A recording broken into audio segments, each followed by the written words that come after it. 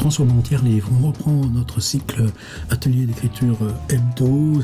Allez vous balader sur le site, vous verrez qu'on a reclassé tous ces sites. On a 24 cycles thématiques, environ 240 propositions. Ça commence à être ce dont je rêvais au bout de 30 ans de pratique.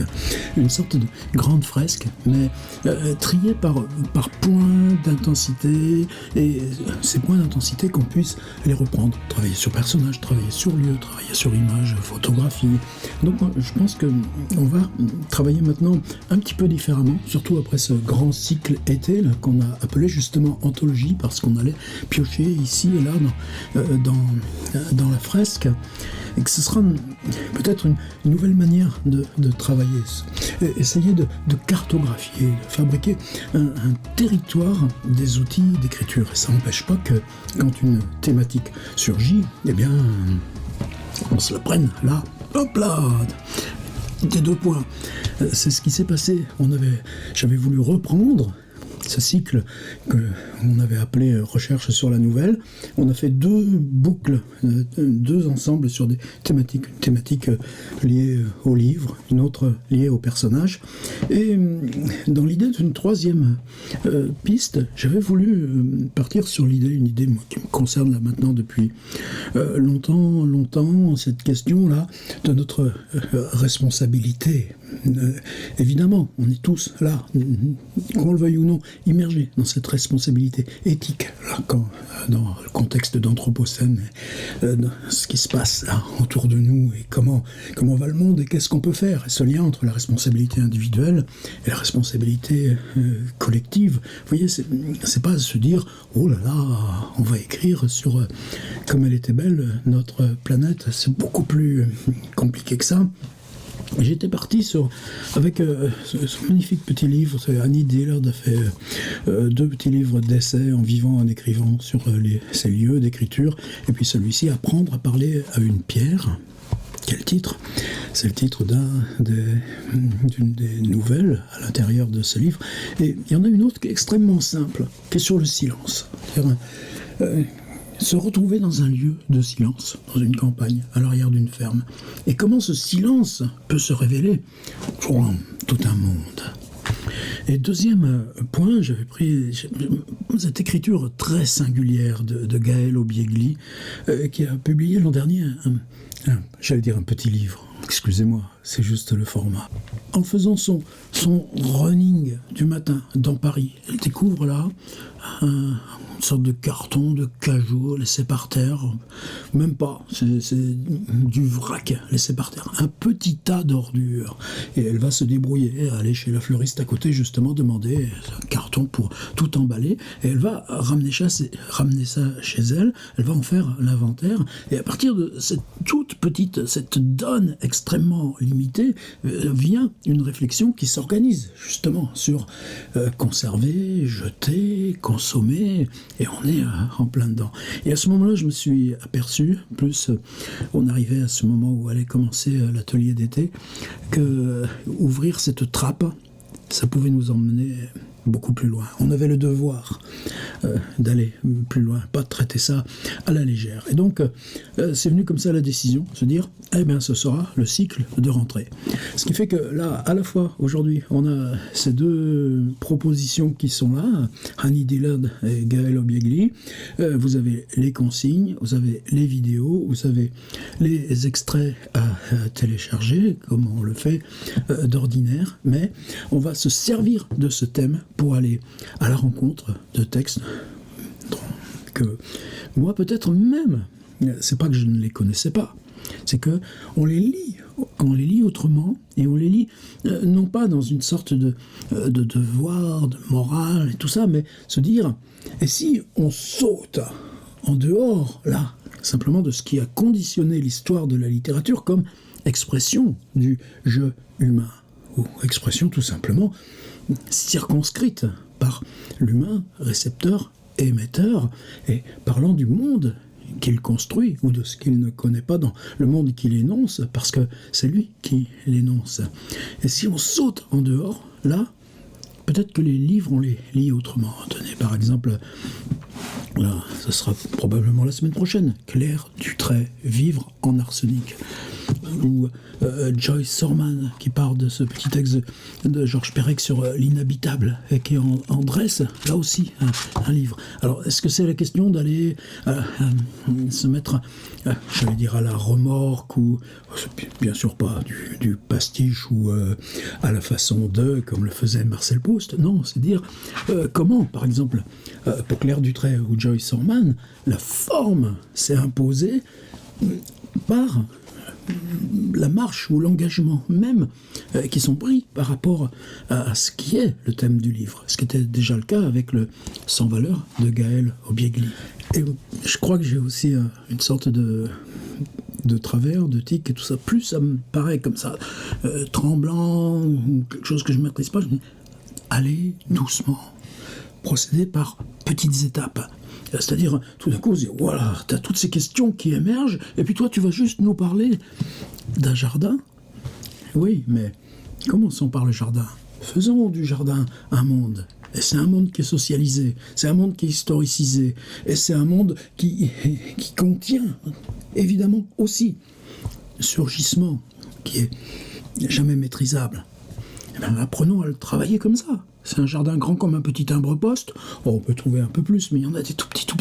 Et aller voir le droit de partir comme ça sur petit, c'est que, justement, je sais que derrière, on a Claire Dutray, je sais que derrière, on a Joyce Sorman, je sais que derrière, on a Soumana Roy, et qu'on va les trouver au fur et à mesure, justement parce qu'on avance dans cette notion d'éco-poétique, qui est présente chez chacun de nous tous, chacun de nous toutes, mais si on la considère comme telle, qu'est-ce que ça change aux formes de texte?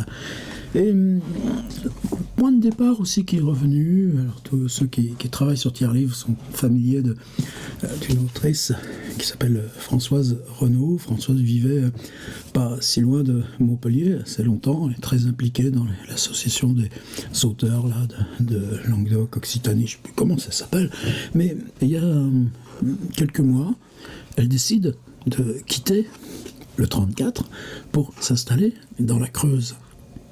Et beaucoup plus âpre, beaucoup plus de distance entre les maisons, entre les gens. Et Françoise Renaud, donc, c'est que c'était déjà présent dans son travail. Par exemple, ce livre-là, Retrouver le goût des fleurs, on a une forme où la question là, du jardin, la question du rapport à la terre est constamment présente. Mais le livre s'installe depuis le passage au romanesque à partir de cette question-là. Et cette question du passage, nous, on la trouvera progressivement à mesure de l'avancée du cycle.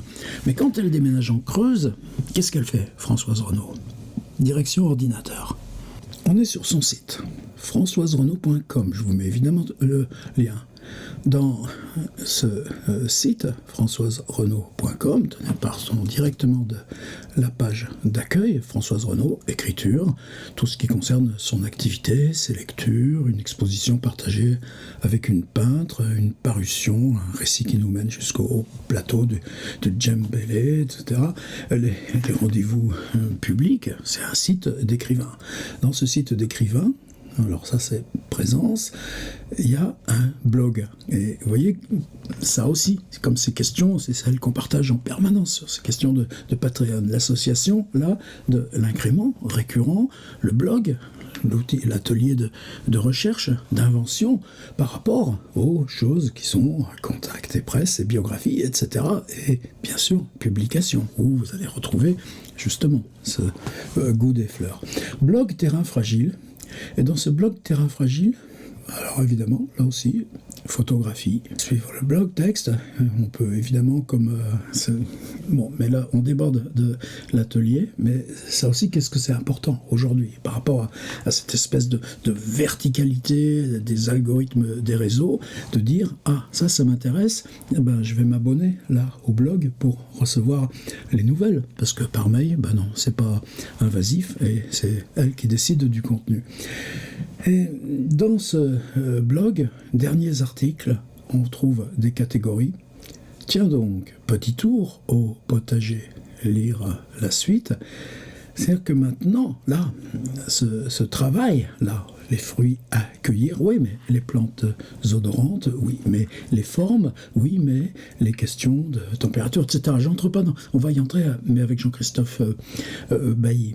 Mais ce qui m'a frappé, c'est que pour elle, déménager là, donc de Montpellier, d'un côté du versant sud de ce qu'on nommait autrefois dans nos écoles massives centrales, jusqu'à ce qui appartient là, mais côté nord, dans la Creuse, investir un nouveau lieu, nouvelle maison, c'était investir avec les mains et les outils ce petit lopin de terre sur lequel elle avait décidé de s'installer. Et dans le blog, ça a pris la forme d'un ensemble qui s'est appelé Journal d'installation. Si je redescends, alors au jour le jour 2024, donc on remonte à ce qui se passait il y a un an, et il y a un an, et on arrive à janvier 2024, qui sera la clôture du carnet d'installation 2023. Et c'est ce journal-là s'approprier. Ben, c'est pas un appartement, c'est pas un intérieur, c'est pas dans la ville, c'est une espèce d'écosphère où les deux vont ensemble. Et l'écriture, elle, fonctionne avec ça, ces rythmes de saison, cette proximité, tout ça. Alors comment travailler avec ça? Donc le carnet d'installation, pareil, je vous mets le lien, vous voyez, il suffit de cliquer sur la catégorie et on peut avoir les questions des graines. Vous savez comme elle est politique, la question de la conservation des graines, de l'autorisation de diffusion des graines. On a ce titre, La Terre étouffe. Pour moi, le glissement s'est fait avec un livre que je considère bien sûr désormais comme un classique, Jean-Christophe Bailly, Dépaysement. Je crois que bientôt ça va faire largement 10 ans, donc on dispose de ce avril 2011 du livre de Jean-Christophe Bailly. C'est pas son premier, c'est une œuvre évidemment considérable, avec aussi ce rapport à la photographie. Quand on prend Dépaysement, il y avait d'abord en 2010 un contexte politique. Ça, on n'échappe pas si vite à ce genre de choses. Le président s'appelait Sarkozy et il avait décidé de la création d'un ministère de l'identité nationale. Rien de moins. On a échappé à ces fantômes? Malheureusement non. Qu'est-ce que fait Bailly? Il se dit, identité nationale, je vais aller voir ce que c'est. Et c'est une suite, là, je crois qu'il y en a une trentaine, je n'ai pas compté, de déplacements. Tout à l'heure, je parlais du jardin comme timbre-poste, de petits timbres-postes de réalité. Ça peut être une allée plantée d'arbres dans la petite ville de Vendôme, qui se passe pas grand-chose. Ah ben, ils sont numérotés, c'est facile. Ah, je vous disais 30, vous voyez, il y en a exactement 34. Sur la fin, il y en a une, on est à Lorient, et c'est un endroit que les gens appellent le bout du monde. C'est quoi pour vous votre bout du monde? Alors évidemment, on ne va pas prendre la démarche. Alors il y a des textes là dont je me suis déjà servi en atelier. Il y en a un qui s'appelle Culose.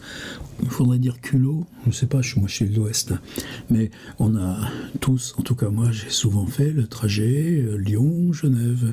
Quand on est dans le train entre Lyon et Genève, on s'arrête à un endroit qui s'appelle la gare de Culot ou Culose, comme vous souhaitez le dire. Et qu'est-ce qu'on voit? Ni la ville, la gare, il n'y a jamais personne, le train reste là, 5 ou 6 minutes, il y a peut-être des questions de formalité douanière, j'en sais rien, et le train repart. Qu'est-ce que fait Bailly? Il décide de s'arrêter, de descendre à Culose, et puis, il y a 2 heures avant le train suivant, eh bien, il attend, il décrit.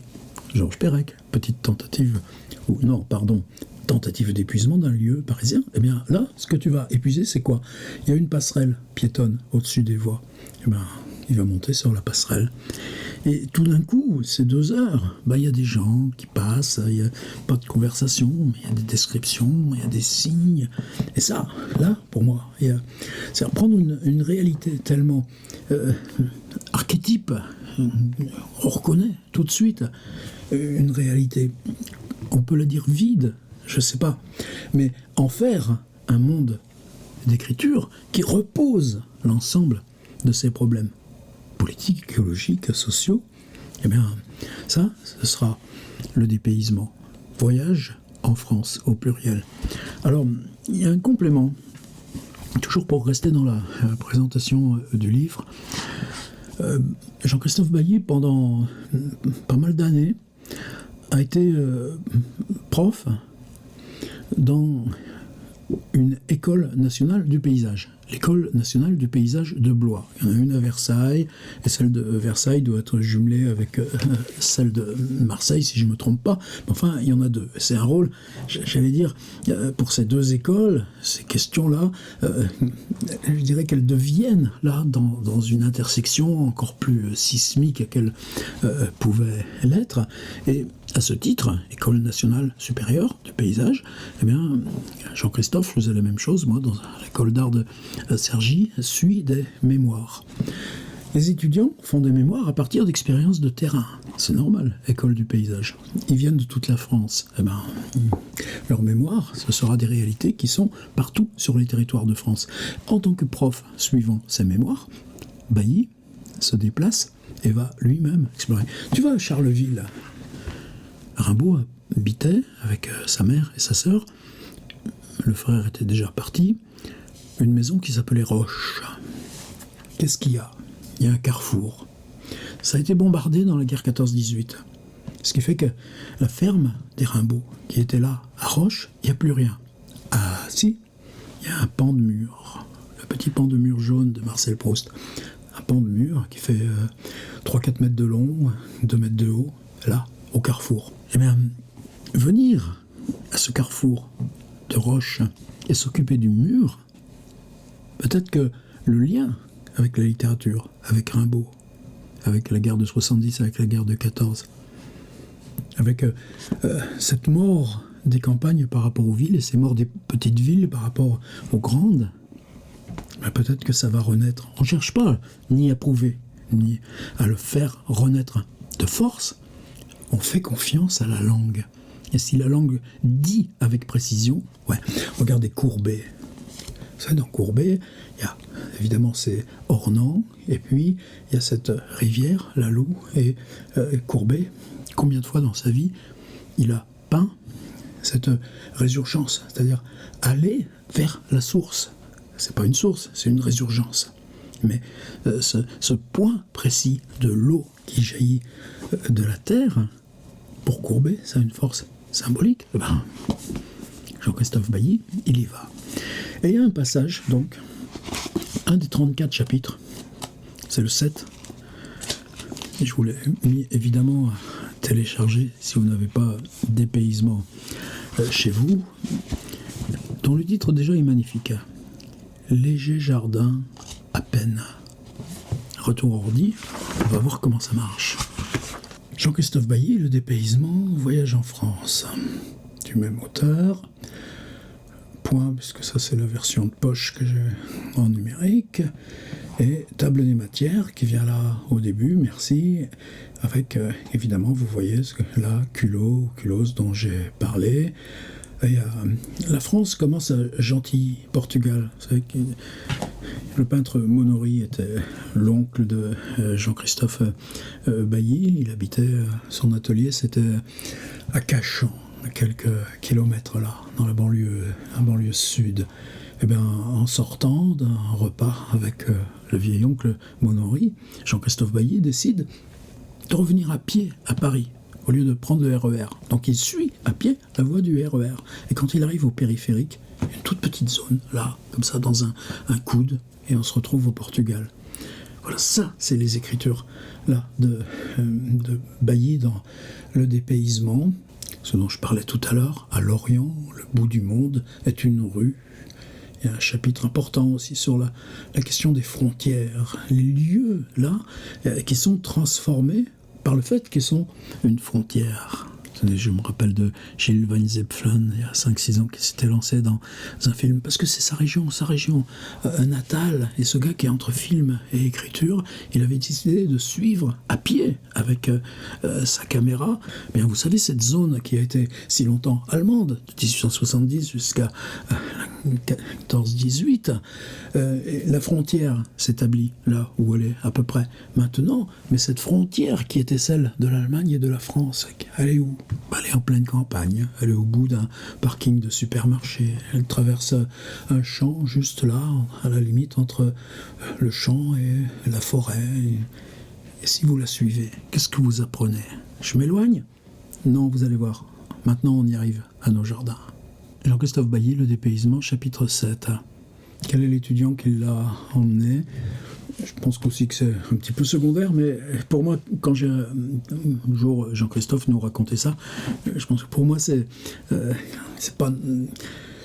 Tu décides pas d'aller dans cet endroit. C'est parce que tu es tiré comme par un élastique sur quelque chose qui a déjà été élu par un processus.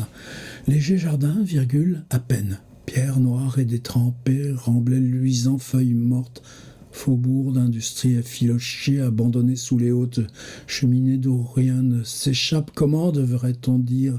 Cheminée muette, oui, c'était comme des paroles, pas une usine qui n'ait eu sa fumée dans les dessins que l'on en faisait enfant, puis une eau rapide comme secrète sauve se sauvant sur un lit de caillasse aux rives encombrées de branches mortes, des débris de sacs plastiques faisant des taches de couleur vive un peu tremblantes. Et comment l'hétérogène surgit. Le train, qui après avoir franchi le Rhône en venant de Lyon, monte vers Saint-Étienne, s'étire entre les côtes. Voilà, pour moi ça suffit. Rien que ce premier paragraphe, tout est littérature.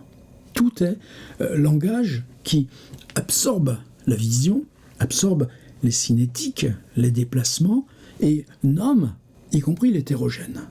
Les sacs plastiques qui viennent là, au milieu. Et puis les eaux, et puis cheminée muette.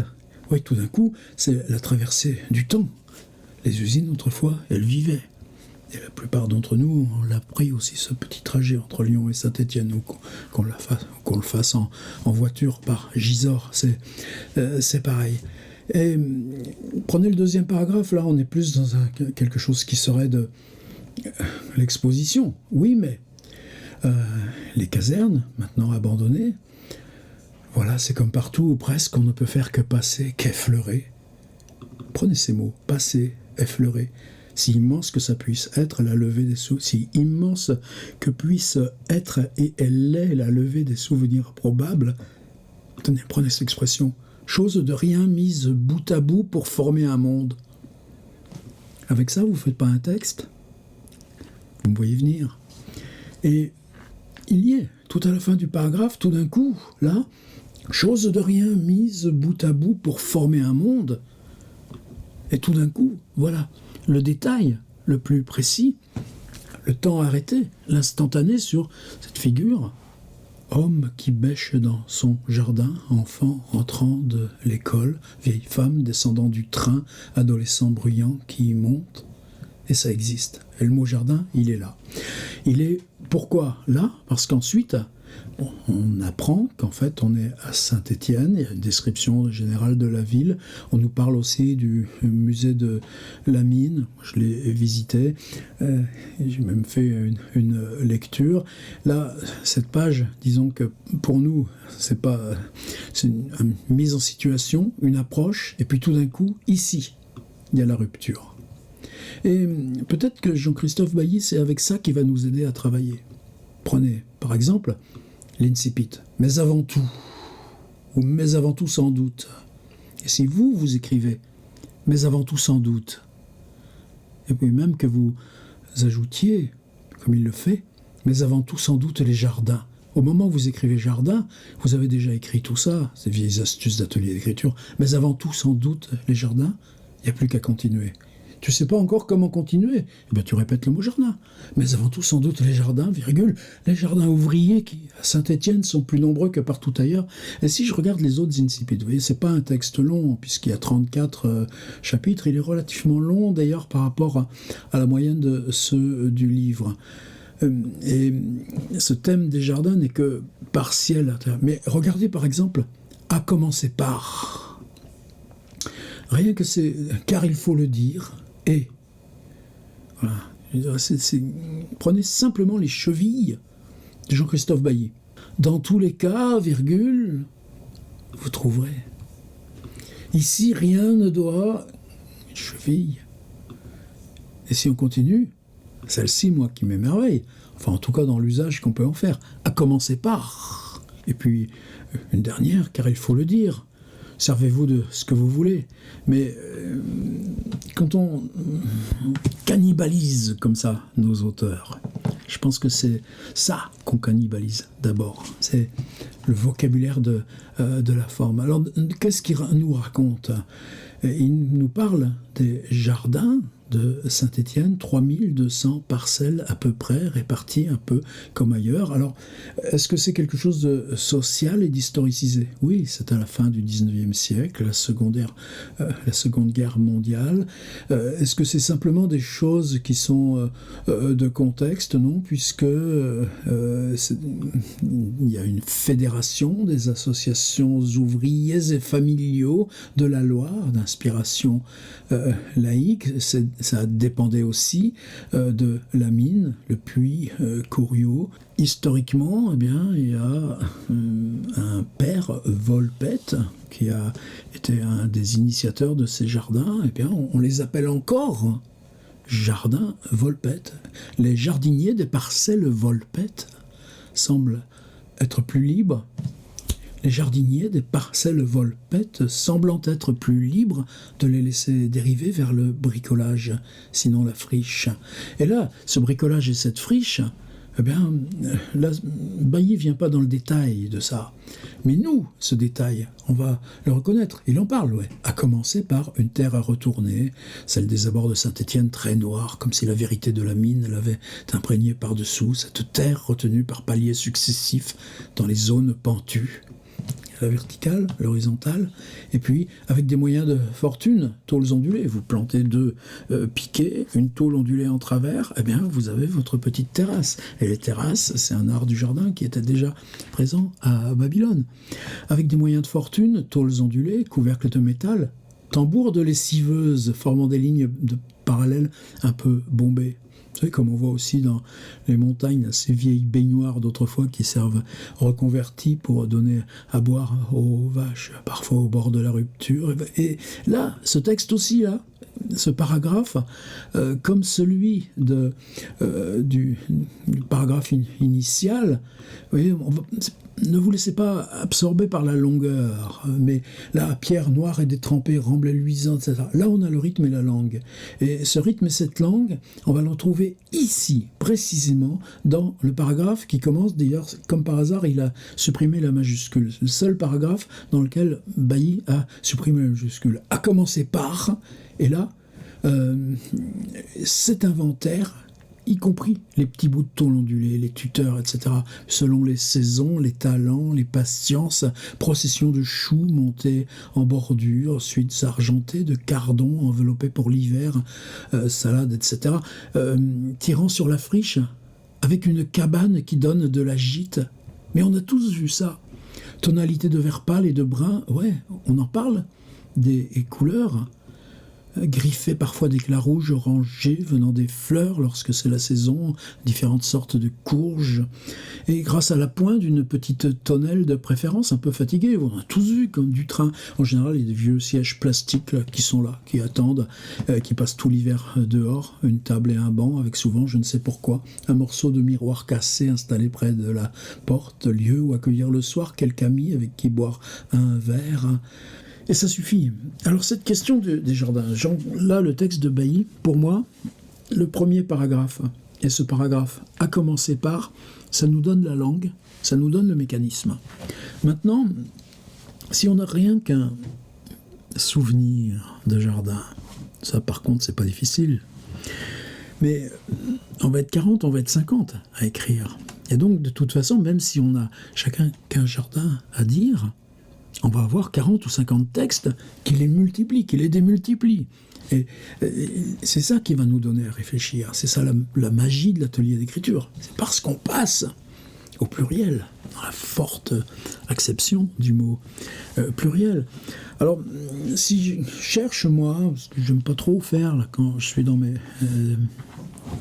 lancements d'ateliers, je me souviens à Montréal, tiens, c'est celui de Guy Jousmet qui louait une parcelle. C'est des énormes tours, immeubles très hauts, et on sait dessous qu'ils communiquent par des galeries, tout le centre-ville. Et puis au milieu, entre ces 4 tours et immeubles, une parcelle avec 20, un petit découpage, quelques robinets. Évidemment, on loue sa place, il y a une association qui gère ça.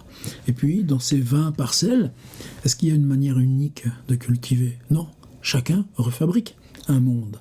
Et ce monde, il est celui de la tradition du jardin, mais celui de la tradition du jardin dans ce contexte-là du Montréal d'aujourd'hui. C'est tout près de la gare, avec cette immense verticalité des immeubles, et puis ce tout petit microcosme, là, dans les jardins d'enfance. Cette maison d'Anvix dans le Marais Poitevin, c'est le grand-père, c'est une économie de subsistance, mais même quand les enfants sont partis, on continue, toute sa vie. Il a cultivé son jardin. Ça s'appelait la motte. Il y avait la petite motte et la grande motte, puisque ça dépend si tu es d'un côté de la conche ou de l'autre côté. Et il y avait un noyer. Ce noyer, il est là. Il y a des abricotiers qui ont été là plantés depuis. Mais le noyer, pour lui, c'était aussi une histoire, un lien complet à son paysage. Et puis le petit débarcadère pour mettre le bateau qui permettait de transporter les choses lourdes là sur l'eau. Et puis là, il y avait les poireaux, les blettes, puis quand c'était la saison, les pommes de terre ou les carottes, et puis la petite touffe d'oseille, et ça devient une géographie. Et j'ai jamais connu qu'on aille dans Vix chez les grands-parents sans aller visiter où c'en était, la grande motte. Et le grand-père décède, on concède le lot là à Fradin, le voisin, et il continue de le cultiver. Et puis évidemment, il en garde le fruit au sens large, mais quand on y va, il en est où, Fradin? Qu'est-ce qu'il a fait? Il a fait des haricots, des mogettes cette année? Je ne vais pas insister sur ces choses-là. Mais le temps qui s'inscrit dans le recommencement quasi perpétuel, saisonnier du jardin, fait partie, là aussi, de comment, en 10 ans avec précision, on échappe à au timbre-poste. On a récemment travaillé avec Philippe Claudel, et ce livre qui s'appelle Parfum, lui aussi est fait d'une trentaine de chapitres. Et, un des chapitres, c'est dans le jardin ouvrier qui était le sien, en tout cas celui de son père. Une fois par an, on se débrouille avec une remorque attelée derrière la voiture à aller chercher du fumier de cheval.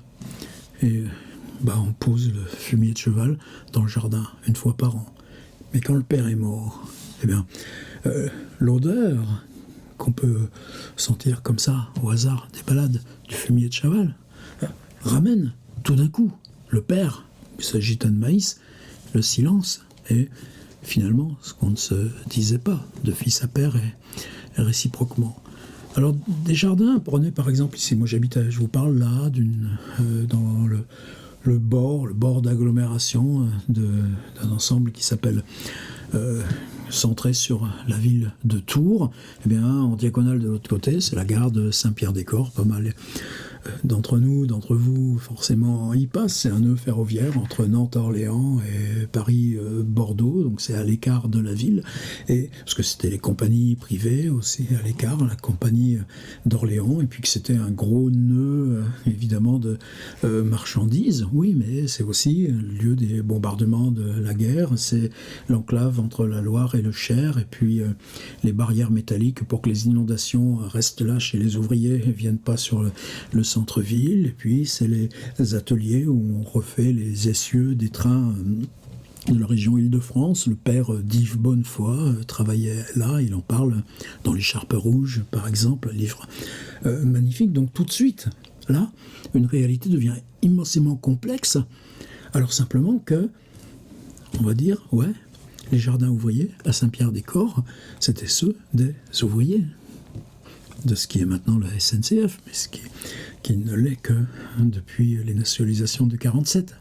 Et ces petits jardins ouvriers, avec leurs parcelles serrées, avec les haies ou les grillages, avec les arrosoirs, et puis les machins, et puis... Et là, de l'autre côté de Tours, là, beaucoup plus près de chez moi, mais juste à côté, d'où il y a le Saint-Côme de Ronsard, dont c'était le 500e anniversaire avant-hier. Il y a un endroit qui s'appelle l'île Noire. Pourquoi ? Parce que tous ces gens du Sénégal qui s'étaient portés volontaires ou simplement qu'on avait mobilisés, qu'on avait envoyés dans les premiers rangs de ceux destinés à se faire tuer dans la guerre 14-18. La guerre est finie. Vous voulez retourner chez vous, retournez. Mais on ne leur paye pas le voyage. Donc ils s'installent où ? Ils s'installent là, au bord de Loire, parce que c'est des zones inondables, personne n'habite là. Et ces îles, depuis, s'appellent les îles Noires, parce que ces types sont restés des années. Mais maintenant qu'ils sont disparus par la force des choses, c'est devenu là encore un lieu de jardin. Les jardins s'appellent encore l'île Noire. Mais ce rapport presque clandestin à la ville, qui n'est pas ces associations de jardins ouvriers, et en particulier là depuis 2 ans que la ville essaye un par un de les exproprier, tout simplement par exemple parce qu'il y avait des gitans qui avaient commis, qui s'étaient sédentarisés avec une caravane. Et bien tout d'un coup, comment une description des jardins de l'île Noire ne serait pas politique ? Et pourtant, quand vous passez là, quand vous empruntez ces petites venelles qui passent de l'un à l'autre, ouais, c'est simple, les jardins de l'île Noire. Tu as 2 routes, une le long du fleuve, une autre qui contourne par l'arrière, qui va dans une espèce de patelin qui s'appelle Saint-Genou, et puis voilà, c'est une poche. Et dans cette poche, tout ce lacis de petites ruelles au milieu des haies. Souvent, je marche à pied. Tout à l'heure, je marchais à pied, là, avant d'enregistrer. Il m'a fallu du temps pour me décider à enregistrer. Vous inquiétez pas, les autres vidéos seront plus courtes. Là, on est la reprise, donc c'est coup double. Il y a au moins 2 jardins. Un, c'est quelque chose d'agressif. Il y a même des pancartes. Il y a des pièges, on nous dit. Tu parles. Justement, il y a un bout de vieille lessiveuse qui sert de quoi ? De stockage d'eau. Une vieille machine à laver. Une cuve de machine à laver. C'est pas beau. Il y a des grillages. Et puis il y a un gros cadenas qui ferme. Un peu plus loin, c'est un tout petit jardin. Pas beaucoup, même beaucoup plus grand que... Et les poiriers, cette année, sont morts. Les poiriers sont morts parce qu'ils n'étaient pas entretenus. Parce que ça fait maintenant 4 ans que le vieux monsieur qui s'occupait de ce jardin pendant des années, il a disparu. Et donc, comment se fait le retour ? Eh bien, au retour, par exemple, il y a un très beau pied d'artichaut qui devient quelquefois gros comme un arbre, mais qui témoigne maintenant, dans un lieu presque sauvage, que ça a été un jardin. Voilà. Alors, on récapitule, et je vous assure que les prochaines seront plus courtes. Il y a ce journal de l'installation de Françoise Renaud, je vous mets le lien vers son blog, parce que s'installer, c'est prendre possession, dont moi je serais totalement incapable, du maniement du sol, quasiment avec ses mains. Et c'est utilitaire, c'est l'économie de subsistance, non, parce qu'il y a aussi des fleurs. Et puis, dans le dépaysement de Bailly, qui est un livre majeur, devenu maintenant nos classiques, il y a cette expédition dans les jardins ouvriers de Saint-Étienne, avec 2 paragraphes, celui qui ouvre le chapitre et celui-là à commencer, où on a c'est quoi ces jardins ouvriers.